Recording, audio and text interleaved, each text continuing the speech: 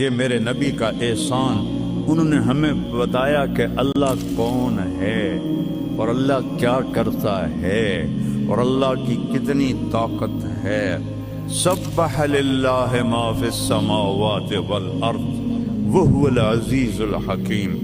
کل کائنات اللہ کی تسبیح پڑھتی ہے، کیوں؟ وہ عزت والا، حکمت والا۔ اور پھر کیا کہا؟ کل قد علم صلاتہ و تسبیحہ۔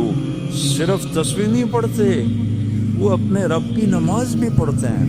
رب ذوالجلال کی قسم، جس چٹائی پر بیٹھے ہو، اس کا ایک ایک دھاگا اللہ کی نماز پڑھ رہا ہے، ایک ایک دھاگا اللہ کی تسبیح کر رہا ہے۔ اس مسجد کی ایک ایک اینٹ نہیں، اینٹ کا ایک ایک ایٹم، ذرہ ذرہ، وہ میرے رب کی نماز پڑھ رہا ہے، تعریف کر رہا ہے۔ ہوا کے جھونکوں میں چلنے والے ہوا کے ذرات، وہ ایک ایک ذرہ اللہ کی تسبیح پڑھتا ہے، اللہ کی نماز پڑھتا ہے۔ بارش سے اترنے والا ایک ایک قطرہ نہیں، ایک ایک قطرے میں جتنے ایٹم ذرات ہیں، وہ ایک ایک ذرہ اللہ کی نماز پڑھتا ہے، اللہ کی تسبیح پڑھتا ہے۔